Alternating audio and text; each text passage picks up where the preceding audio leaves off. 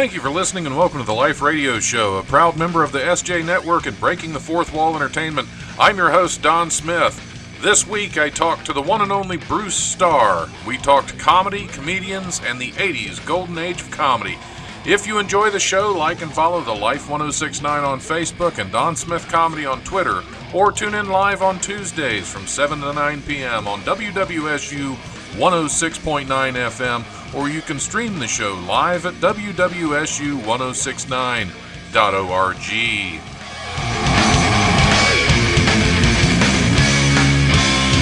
The brutal presence overwhelms me.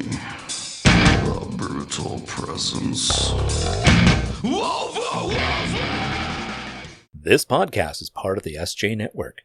Go to s-j-network.com for more great podcasts and for contact information on publicist Steve Joyner. All right, hey, welcome to the Life Radio Show. I'm your host, Don Smith. We're doing something new this week. I don't usually do video, but we're doing video this week.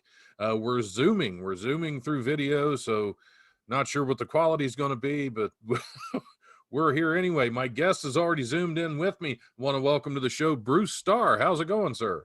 Hey, I am thrilled to be with you, Don. I heard about you and the good work that you're doing and all that you've done in the comedy world. So this should be a pretty cool show.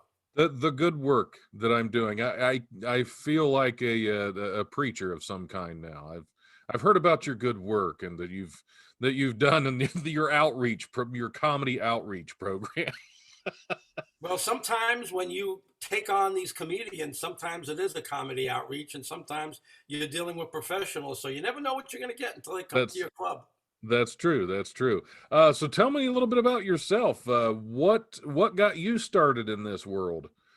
Well, I have to say at times, I feel like one of the luckiest persons in the world because in 1981, that's okay, I'll age myself. In 1981, I decided that I wanted to be in the entertainment industry.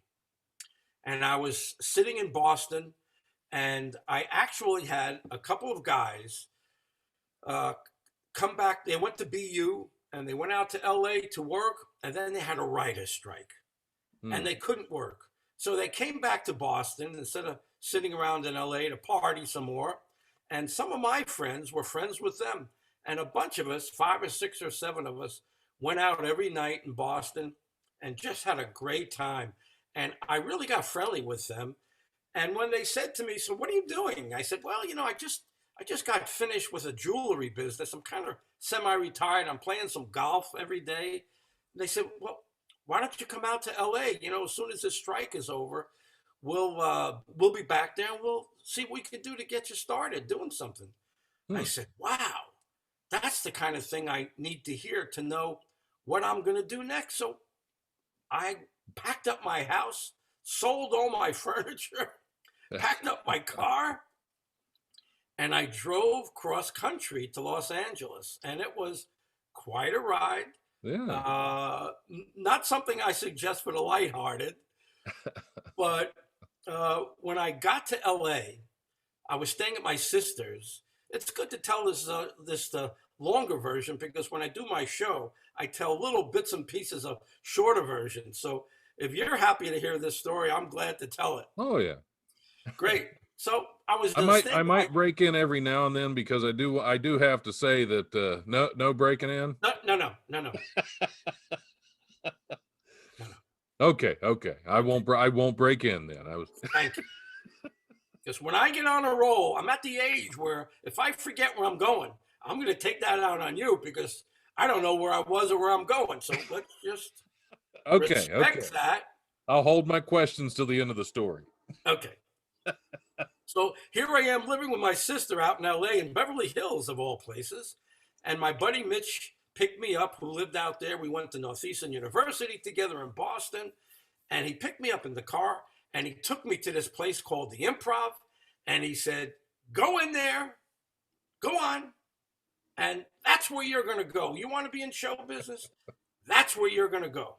So I said, "Okay, gosh, it looks a little intimidating." But in I went. He told me to look up a couple of comedians. And they were in there. and they made me feel welcome. And so every night I started hanging out at the Improv on Melrose in the middle of Hollywood. And over the next weeks or months, I was literally standing next to, at some point or another, every now famous comedian, sitcom star that there was in the world at the time. I mean, every night, Jerry Seinfeld was in there with his agents and his managers. Paul Reiser was in there. Uh, Rick Overton, Bobby Slayton. I mean, so many of the comedians, Richard Lewis, Paul Provenza, so many of the comedians that were just going in there every night that they weren't on the road and just hanging. So there were two places in Hollywood where the comedians went. One was the Improv, and the other was up the hill on Sunset at the Comedy Store. Right. Now, the Comedy Store was in Hollywood first, but the Improv was way before them in Manhattan, in New York. There was a New York Improv. And a lot of the comedians that you know on TV that are world famous now, many of them started at the Improv in New York City. And when Bud Friedman opened up the Improv here out in Melrose, a lot of the comedians who were really getting good made their way out to Los Angeles. And so many of them, Larry Miller, I mean, some of the names you know and some you don't, but I was literally hanging out with them every night. And then one of the guys that I was hanging out with was a fellow named Barry Martyr. And Barry was a comedy writer, and he wrote for everyone in Hollywood, from David Letterman to Gabe Kaplan, from Cotter. I could just go down a whole list. A lot of the stand-up comedians were in my living. So he said he was looking for a roommate, and I was living with my sister. So he said, "Why don't we be roommates?" And I said, "You know what? That sounds like a great idea, especially because he knows so many people." And then before you know it, every other comedian alive was in our living room working with my roommate. And sometimes sleeping on the couch if they were having a fight with their wife. I'm not going to mention any names. Right. But we had some guys have to sleep over because they were fighting with their wives. So it was really very, very interesting. And eventually, Barry said to me, "Listen, we know all these guys. The evening at the Improv was exploding comedy clubs all over the country, and that's probably where you got the idea, or the people who initially opened up Wiley's got the idea." They said, "Hey, they're doing this in LA. We can get some of those comedians to come here, and people that they're seeing on TV, I mean, people will go nuts if they see some of those comedians here." So Barry said, "You know what? The big agents like ICM and William Morris, they don't want to spend their time getting these comedians $2,000 and $3,000 gigs. And the comedians don't want to get on the phone and call themselves. Some might, but a lot of them a little too proud. They don't want to be that accessible. They don't want to be negotiating deals for themselves. You know, it's a sticky situation." So Barry said, "Why don't you do it?" I said, "No." And not for a reason that most people would think. There is no logical reason why I wouldn't take advantage of having all these comedians as my friends. I said, "You know, Barry, everybody hates their agent. I don't want to be somebody that everybody hates. So it's a great idea, maybe for somebody else, and I don't want to do it." He said, "Okay." And over the next few weeks, he kept working at me. He kept saying, "Bruce, man, this is a great opportunity. This is a great way to get to know all these comedians in a very intimate way, and to be able to make them money and get them jobs while they're waiting for the auditions for sitcoms or movies or commercials. So I finally said yes. And after putting having a great time talking to the guys and asking them one at a time if they would, and Barry helping me along the whole time, asking if they wanted me to make calls for them, I eventually had 35 comedians that I represented, from guys like Howie Mandel was my client. Hmm. And here's a super interesting story about Howie.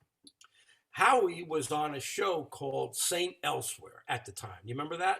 I do. Don't interrupt. I'm lost. I don't know where I was going. I figured. So Howie was on Saint Elsewhere. And because he was a star on Saint Elsewhere, and because he was so funny, Johnny Carson and NBC asked him to come on quite often. And so he did. And while I was representing him, he would go on, be hysterical on Johnny Carson. And then he'd say, by the way, I'm going to be in Pittsburgh this weekend. And next weekend, I'm going to be in Columbus, Ohio. So make sure you come out and see me. Well, my goodness, everything just exploded around him and around comedy. And you know what they found out? They found out that every time Howie was on The Tonight Show with Johnny Carson, the ratings for St. Elsewhere went up 1 point. And that's a lot. And so they had him on like every 4 weeks or 6 weeks. And every time they did that, St. Elsewhere was getting better and better.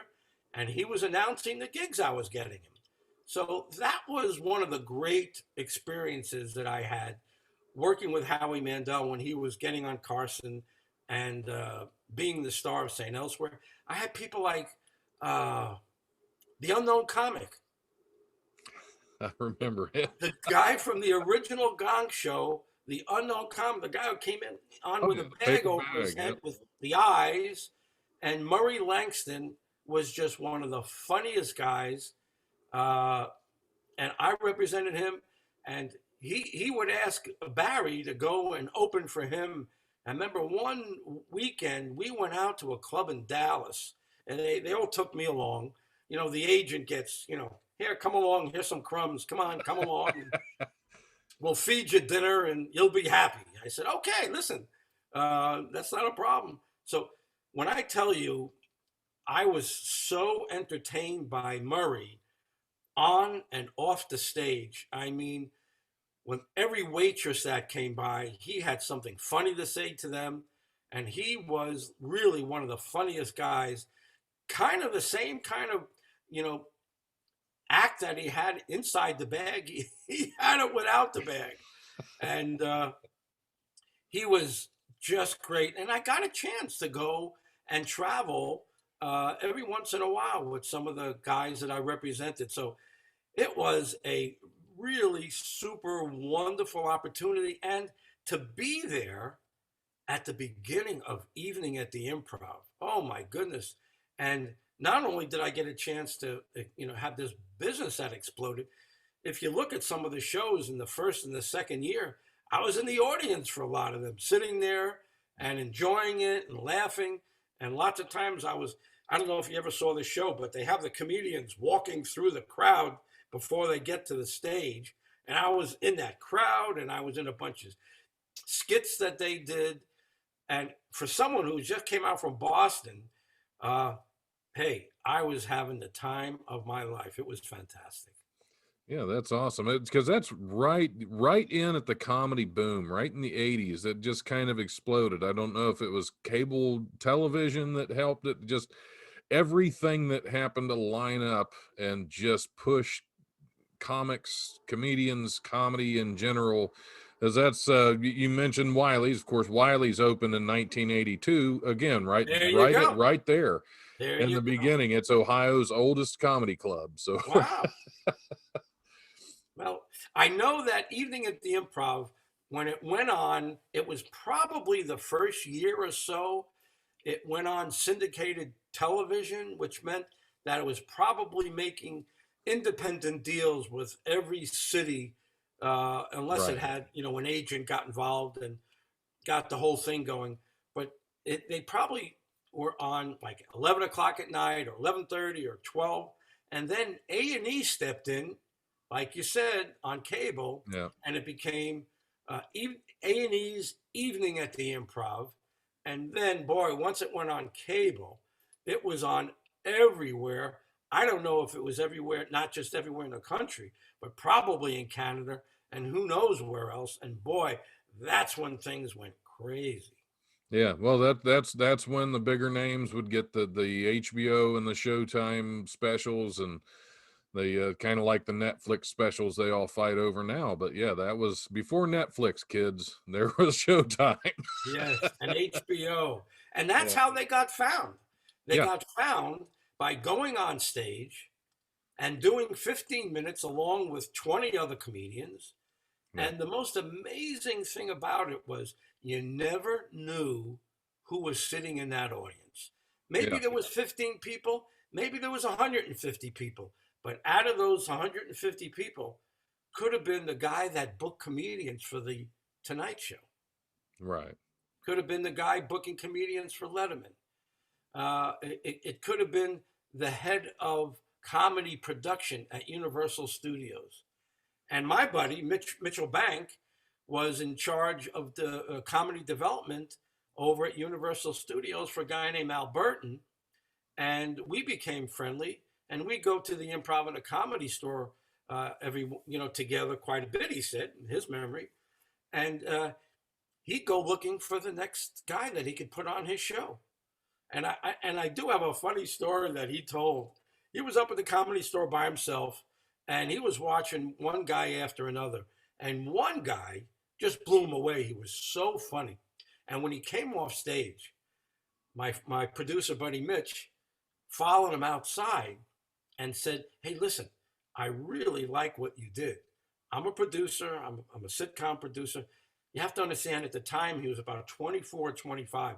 So he probably didn't look like he could be a producer of anything. But he was. He was a very unique guy. I did a whole show with him. Go to, listen, if folks want to see some great interviews, the 80s Golden Age of Comedy.com, write down that name. I've done some interviews with some incredible people, agents, sitcom actors, and stand-ups, great stuff. So he went and said, listen, I'm going to go back in right now, but wait around a little bit. I want to see one or two of the other guys. Wait around a little bit, and when I come out, I want to talk to you. So the guy sort of, I don't know, he didn't say yes, for sure, I'll be here. So when Mitch came out about a half hour later, the guy left. And Mitch looked around and said, "Do you know where, like, the guy who I was talking to?" "Oh, yeah, he left." And the thing is, the reason that they do these spots is to get found. And Right. they do get found. I mean, when you talk about people like Freddie Prinze and Roseanne, and I mean, you can go down, Seinfeld, you can go down, you can go down the list. There's hundreds, not hundreds, but dozens of people that got their own shows. And some of them was because they never knew who was sitting in the audience watching them in a Tuesday night or a Wednesday night in the midweek. They never knew who was sitting in the audience. That's what's so exciting about Hollywood. That's what's so exciting about LA, that you just can't find any place else. That's true. I've never I've never been on stage in Dayton and thought, I wonder if there are some big name producers out there. Wonder if I'm going to get my own show because of this. A little bit of a different story. A little bit different. little bit. Not saying it couldn't happen. Of course. For my comedian friends listening, because you might be the one. I'm just saying it's a little more unlikely. Okay, I just saw a video the other night of it was a documentary about Boston comedians, and these guys are wild. I mean, Boston, Irish guys, Italian guys, Jewish guys, a lot of drinking, a lot of carrying on. It was in the 80s, and they didn't think about I'm going to be in show business. I'm going to be in Right. Hollywood. They were just having so much fun. And one night, I don't know if they heard, but one night, the guy that books talent for the Tonight Show was in town. And he called the club and he said, give me a seat somewhere. I want to see what you got. And he came and he found Stephen Wright. Oh, nice. And a week or so later, Stephen Wright went from Boston to the Tonight Show and killed. Yeah. Killed. And they loved him so much. I think they said, before you go back to Boston, we want you to come back on the show again. And, he just exploded after that. And I'm hearing stories about a lot of people that got opportunities out of the improv, out of the Comedy Store. Early on, when Carson had millions and millions of people watching the show. Carson, you got on the Carson show and you did well. The phone rang, and as Tom Dreesen put it, for the rest of your career, that phone could be ringing, giving you work because of that one or two great spots that you did on Johnny Carson's Tonight Show. Yeah. Is it changed a lot now? I mean, as far, because of course Johnny Carson is irreplaceable, and there've been so many late shows of that style, but it's just not the same, and I don't think provide the same kind of opportunity. No, I can't speak for a lot of people, but I do know that when Carson, which was on at 11:30, it was not early. Right. Everybody stayed up to watch Carson. Yeah. Everybody. And they might not have lasted till 1. And I think after a while, he cut the show from 11:30 to 1 to 11:30 to 12:30. But everybody, and when I say everybody, multi-millions of people stayed up to watch that show. Now, I really, again, I'm not in the mainstream of anything, but I haven't in years talked to anybody that said to me, did you see this show last night? Did you see that show? So it is dramatically different. Well, because even both Letterman and Leno are retired now, so they're not. And I guess there are still a couple of those shows going on, but I just don't think they have any of the following that even Letterman or Leno had, let alone Johnny Carson. Exactly. They kept it up fairly well. No one had that level because Carson was all by himself. And then when you had, Leno, which is one of the great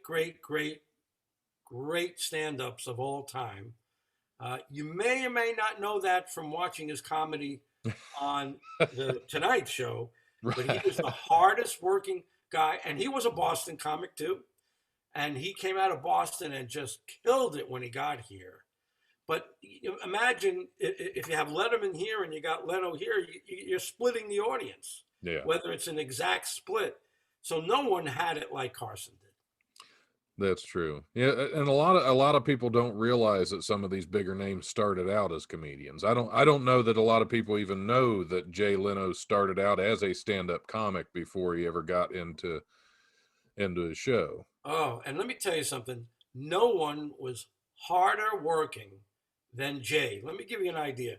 Jay would work 300 and something days a week on the road.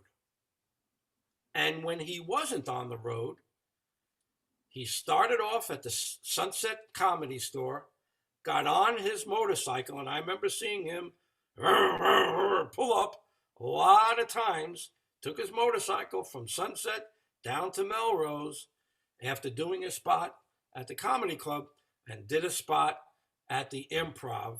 And who knows, maybe he drove off to Hermosa Beach after that, but that's how you make it.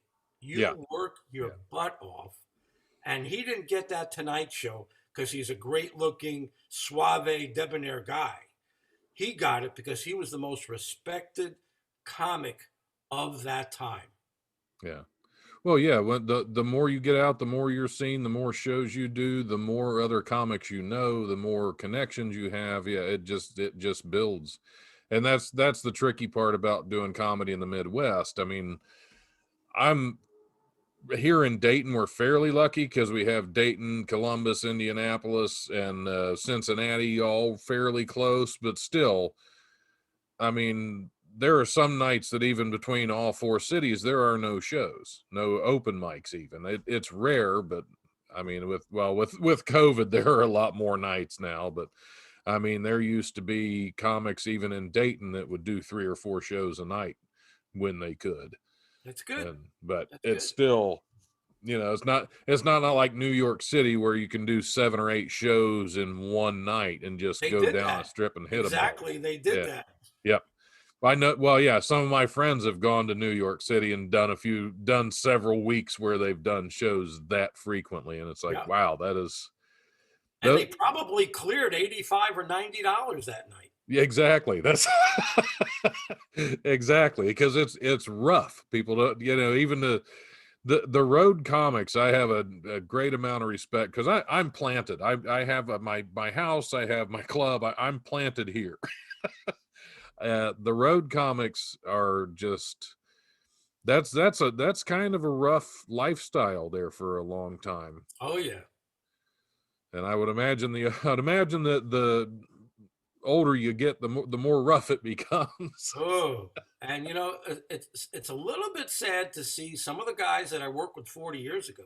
Let's not even mention, 2020. It's a wipeout. Right. But a lot of the guys that I was working with 40 years ago and representing 40 years ago, still out there doing stand up. Yeah. I hope because they love it. Yeah, that would be my hope. But that's, it's, I think after a while, like any job, it can get a little draining. And I'm sure it comes and goes. I mean, my busiest year was 2019 as far as comedy, and I still maybe average 16, 17 shows a month. Wow. Which for me was a lot with everything else I had going on, but it's not nearly enough to make a living doing it, especially because I didn't make hardly anything. I know. Listen, hey, even with these Zoom shows and my show, and a lot of the people seem to be doing the Zoom shows. After these comedians do a few of my shows, they're chomping at the bit to get back in front of an audience. I'll tell you that much. Yeah, and I haven't, with COVID, I've been kind of taking a break this whole past year, so I really haven't done anything comedy wise other than my radio show and this, which most of the time isn't comedy till I get to the news. It's just, chatting with folks, which is great. But this is the only thing that keeps me going. So now I'm realizing that this is mostly radio. So if I could mention my 80s golden age of comedy.com website, 80s golden age of comedy.com, go there, and right now, all of those interviews, all those shows, all those broadcasts that I did on the 80s golden age of comedy.com with some of the best talent in the world is absolutely free. It's not going to be soon, but right now it's absolutely free. So I hope everyone goes out there and tells everybody that they know that there are some.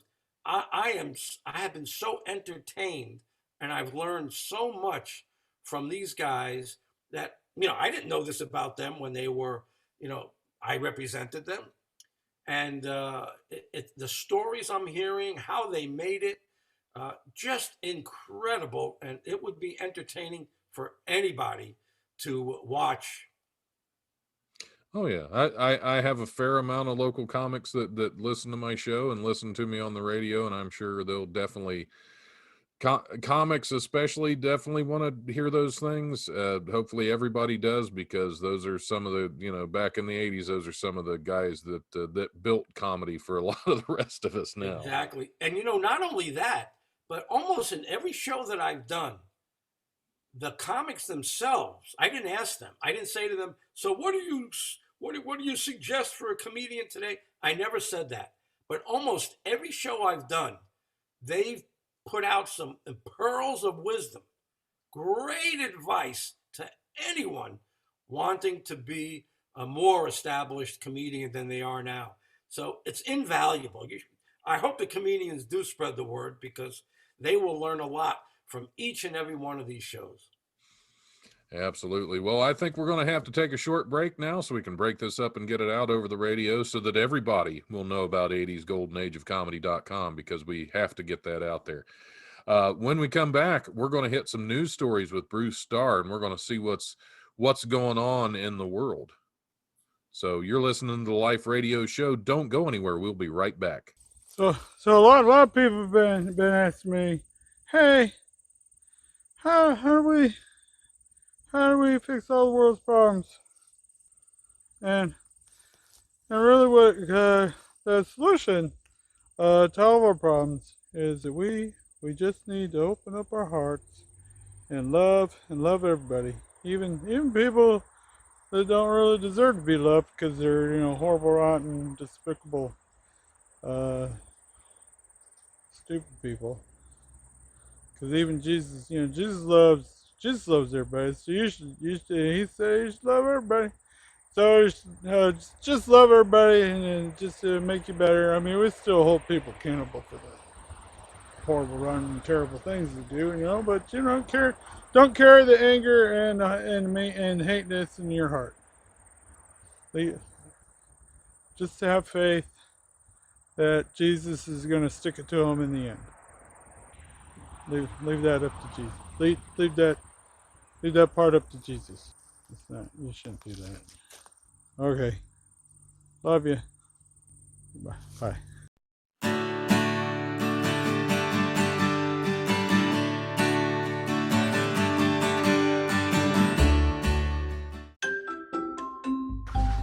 What's Your Effin' Binge is a podcast brought to you by Chris, Anchor, and Spotify.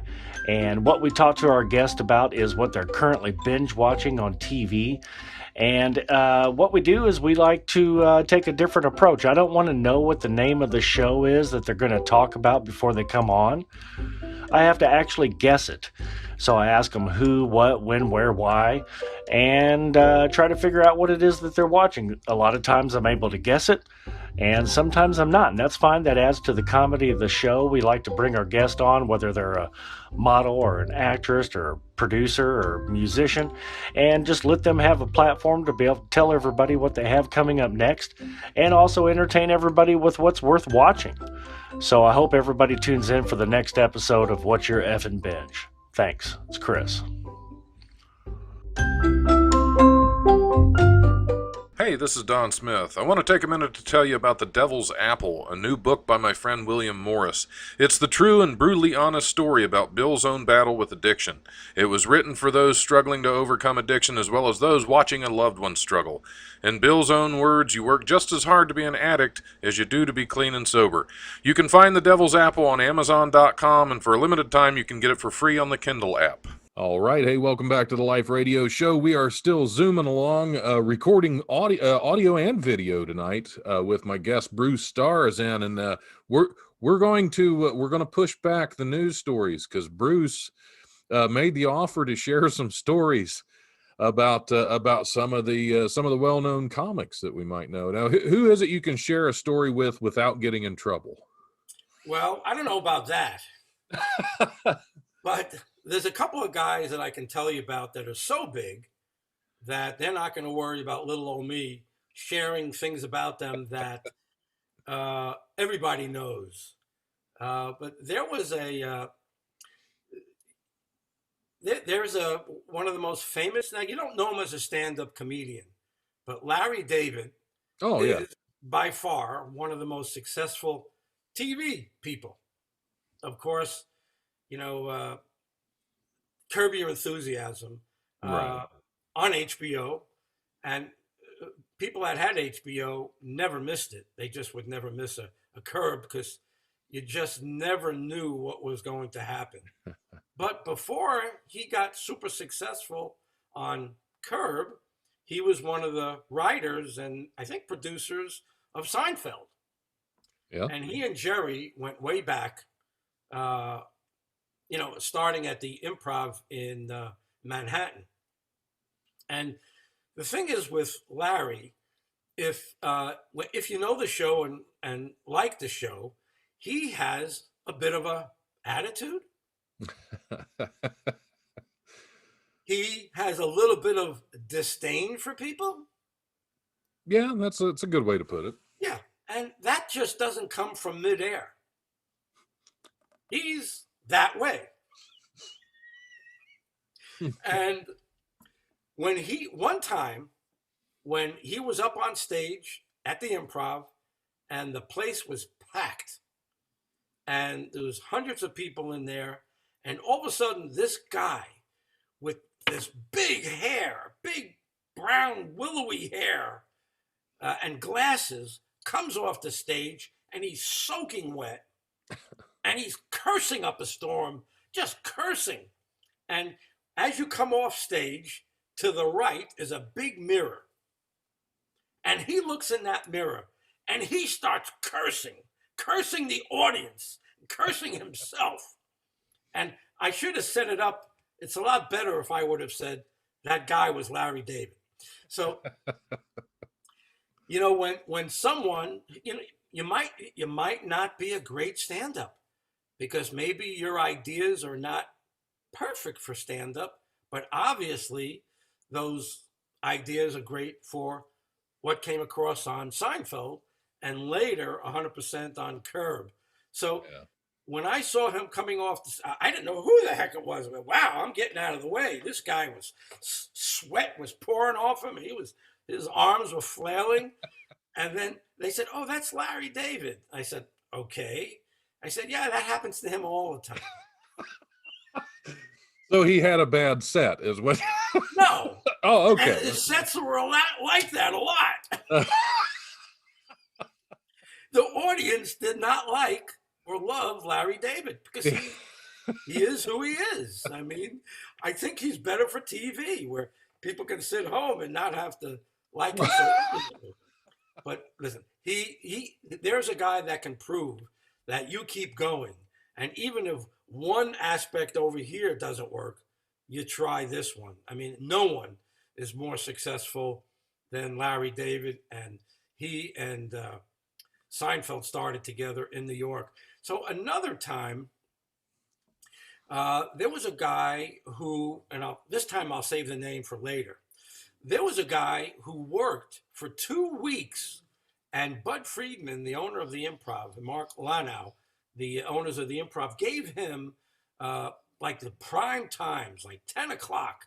And when some people got 10 minutes or 5 minutes or 15 minutes, they gave him like a half hour, maybe even more. I don't remember. And this happened every night. And I went in there because I had heard that he was so good.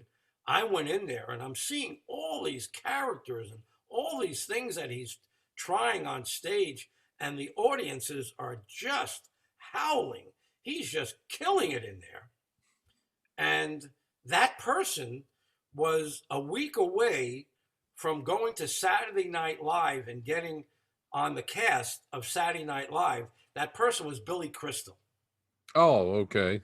And he worked out all of his characters on stage, solidified them, perfected them. And by the time he got to Saturday Night Live, he had it down pat. So that was one of the great stories that I remember from being at the Improv. And not everyone loved it when he would get all the prime time things. And another example of someone, if you were famous and you had a sitcom, Bud Friedman was, yes, right this way. Come, yes, right. You want to get on right now? No problem. I'll just tell the guys to sit in the back and no problem. So Robin Williams, when he walked into the Improv, and he did quite often, but it wasn't at 9 or 10 o'clock. Sometimes it was later. Sometimes it was 11 or 11:30 or 12. And if you were one of the lucky ones that didn't go home because it was 10 o'clock or 11 o'clock or faint of heart, you had to get up to go to work, because LA is famous for being a very early town because everybody had to get up at 6 o'clock if you had a job on a movie set. But if you stayed around many nights, Robin Williams came in unannounced and just killed it and brought his buddies, Rick Overton, and anyone that was on the card that night on stage with him. and you knew you were watching gold. You knew you were watching special stuff that you're just not going to see from anybody else. Yeah. Well, Robin Williams in general was just something you wouldn't see from anybody else. See, I think there should be more of that. I think there should be more of these bigger names that show up at clubs and just do guest spots every now and then. And I say that because here in Dayton, Yellow Springs is home to Dave Chappelle, and you can come over to Wiley's anytime, and we'll give you a spot. See, a lot of people don't know Dave kind of started at Wiley's. No, I sure didn't know that. Yeah, this was before I was involved, but I mean, he would come to Wiley's and work on his stuff before he would go do Letterman and Leno. He would come into Wiley's, he'd show up on our open mics and do some time just working on new bits. So, and you know how they would do it? Many of them would simply bring a tape recorder, one of those small tape recorders, and they'd put it on the seat, and they just put it down. And I remember certain nights with certain comedians, they would take out a piece of paper. Oh yeah. And then they would tell a joke that they wrote that day. And then they'd look down and read the next joke.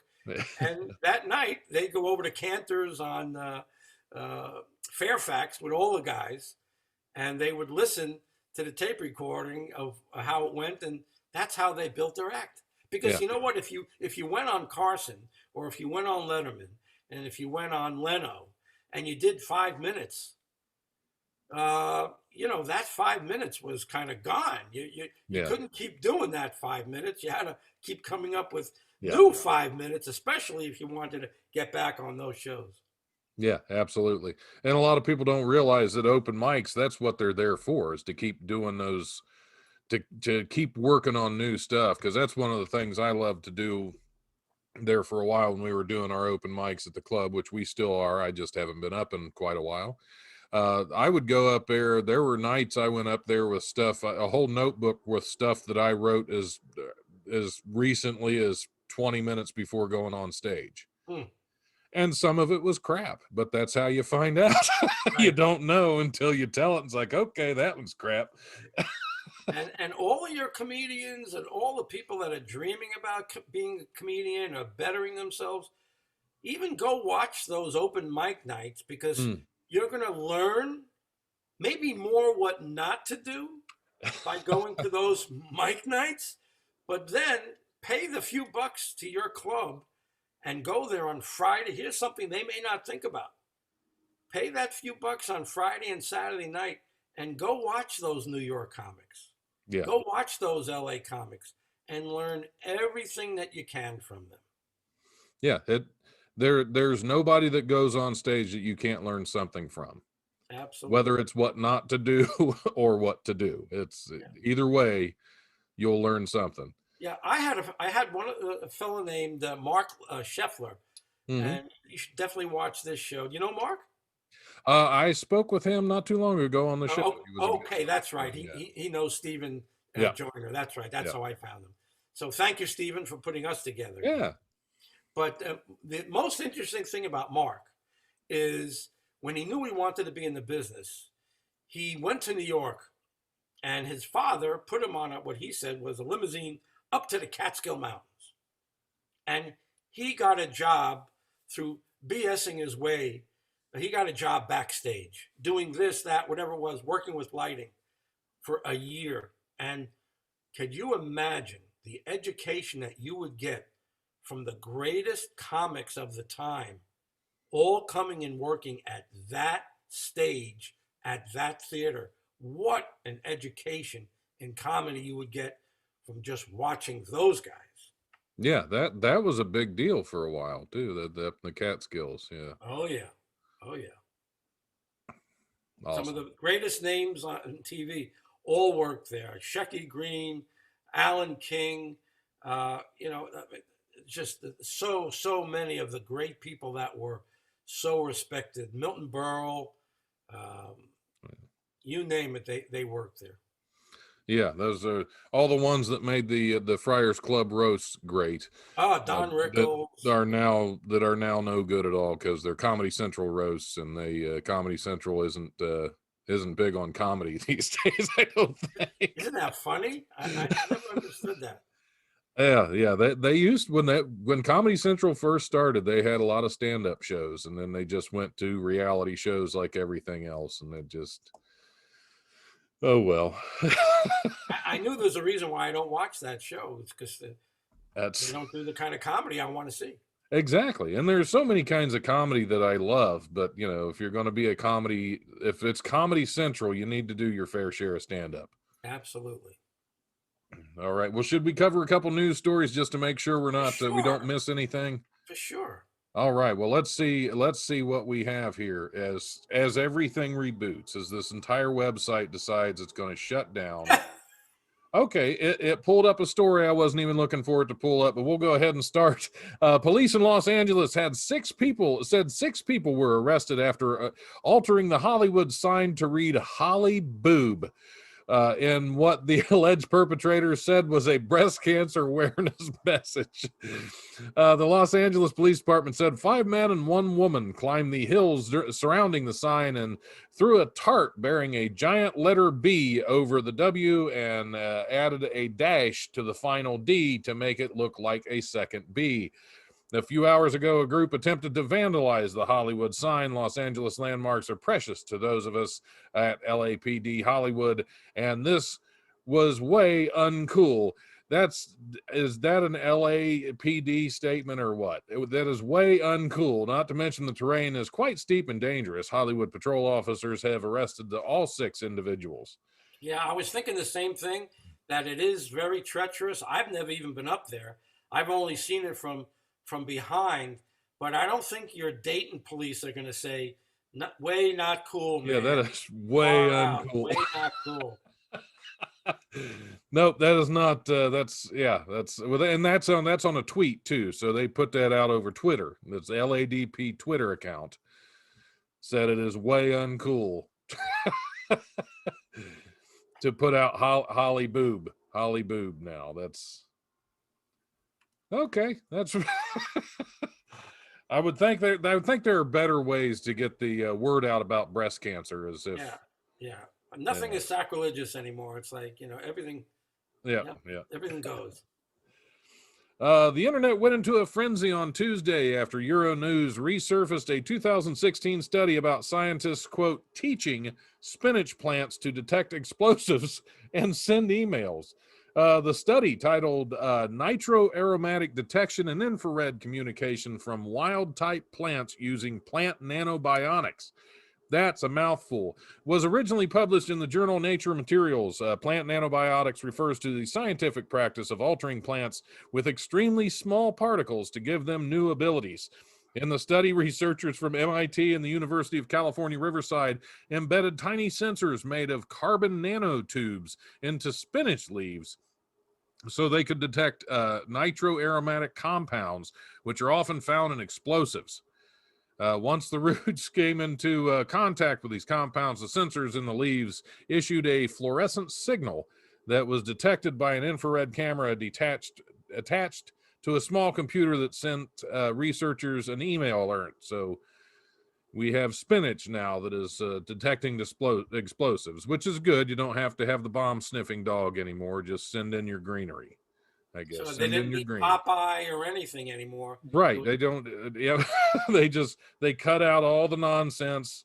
No more Popeye to eat this. I wonder if Popeye would eat the spinach after all they've been altered, and you would get an email from the spinach inside of Popeye, and that would be a way they could start diagnosing medical conditions as well. Well, you brought up a good question. Unfortunately, I don't think we'll ever know if Popeye would have gone for that spinach, but it's a good question. Yeah. I don't know if Popeye would have gone for the chemically altered or scientifically altered atomic spinach. Yeah, atomic spinach.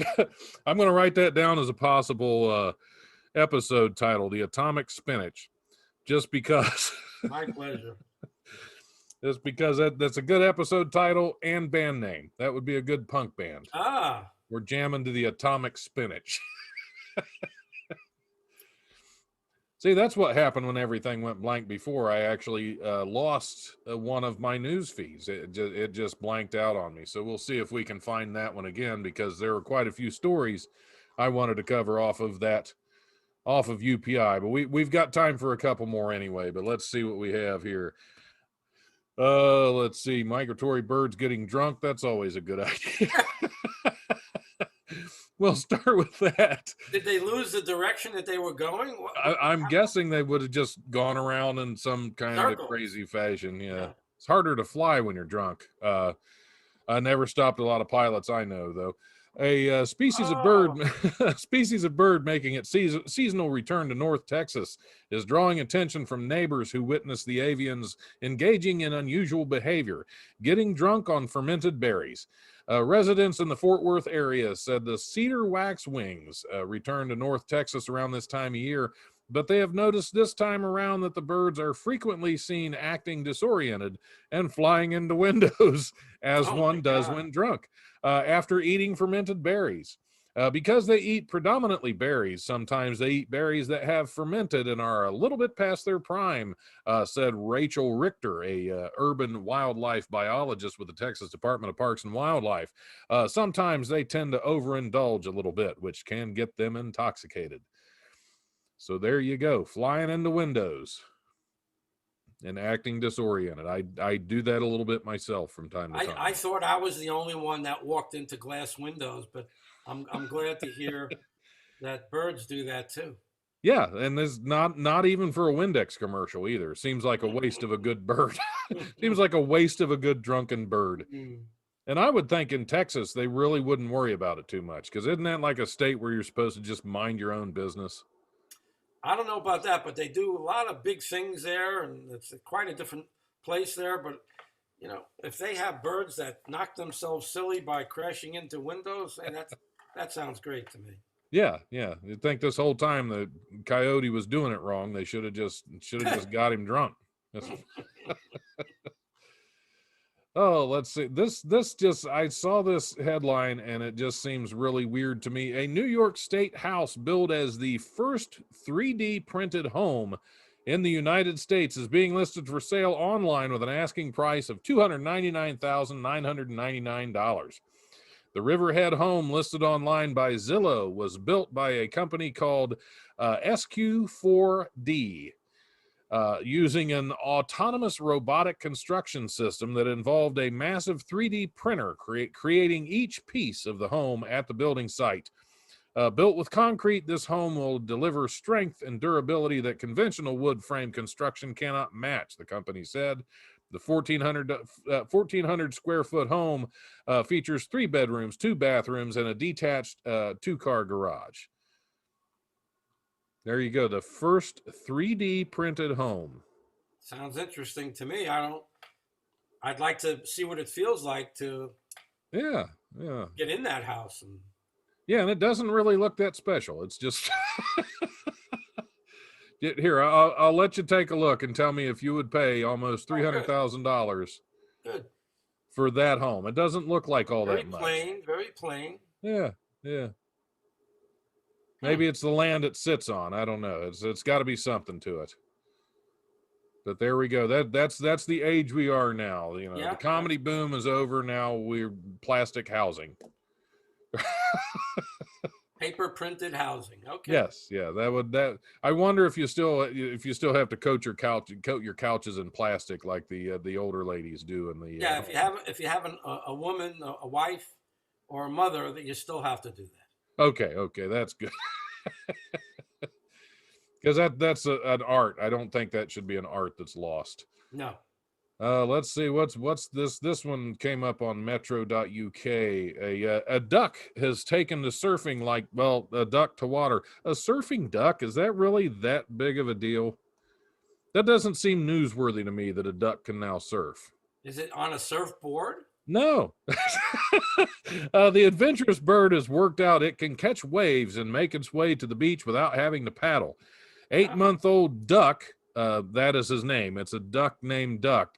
duck, because that's very creative, has become a popular sight on Rainbow Bay on the Gold Coast since his family adopted him when he was just a few hours old.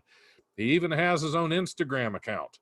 Owner Kate Miller told the BBC, "I would be confident in saying he is the only duck like it in the world that swims in water and surfs." Oh, we have another. We have another guest. Him, so I don't know. Maybe it will go over. Does he surf though? He hates the water. Oh, okay. Smart dog. He's also smart to live down here in South Florida, especially when you guys have the storms you got. Oh yeah, it's lovely up here right now. It really is. Of course, I like the snow. I lived in West Palm Beach for about a year and a half, and I missed the snow. I missed the seasons, and I had to come right back to Ohio. Okay, I live right next to West Palm Beach. Oh, do you? Yep, I lived on Flagler, right by their Sure. Off of Palm Beach Lake, so I was right around the corner from the Good Sam Hospital they had. Very there. nice. Not too far. 15 minutes away, tops. Yeah, well, there you go. There you go. If I still lived down there, we could have done the show in person. So. There you go. Well, I'm going to get that is our news segment. I'm going to give you a couple minutes right now. If you have any social media, of course, throw your website again. Anything else you have coming up that you want to mention and promote, I'm going to give you a few minutes right now to do just that. Well, I really appreciate it. And thank you so much for having me do your show. This has been a real treat. Really enjoyed it. And my 80s Golden Age of Comedy.com website, 80 with this S, goldenageofcomedy.com, is a place where you can watch incredible interviews with some of the great comedians from the 80s. And they shared intimate stories. I learned things that I never knew. And I found out so much about the 80s Golden Age of Comedy just by interviewing them. So for the time being, they're absolutely free. You can go and watch and listen to as many interviews as you'd like. And if people want to send me messages about comedians that they want to see interviewed, or if you're a comedian and you want to be interviewed, all you have to do is you'll find ways to contact me by email, and I'd be glad to chat with you. So again, Don, it's great doing the show with you, and I look forward to staying in contact with you. Oh, absolutely. I appreciate you being on. It was good talking to you and getting to know you. And I'm definitely going to check out the 80s Golden Age of Comedy.com, because I'm sure there's a lot of interviews I'd be really interested in seeing on there. So thanks for being on the show. I really appreciate it. And thanks for listening to the Life Radio Show. Like I keep telling you guys, if you're going to keep listening, I'm just going to keep making these. All right. Have a great night.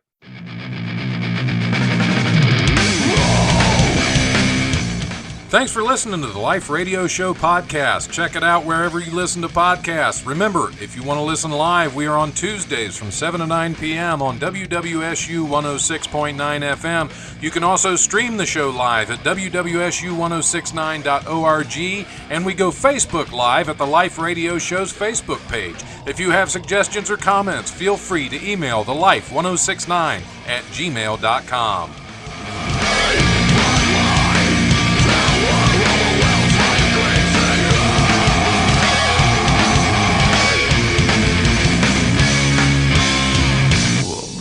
Presence overwhelms me.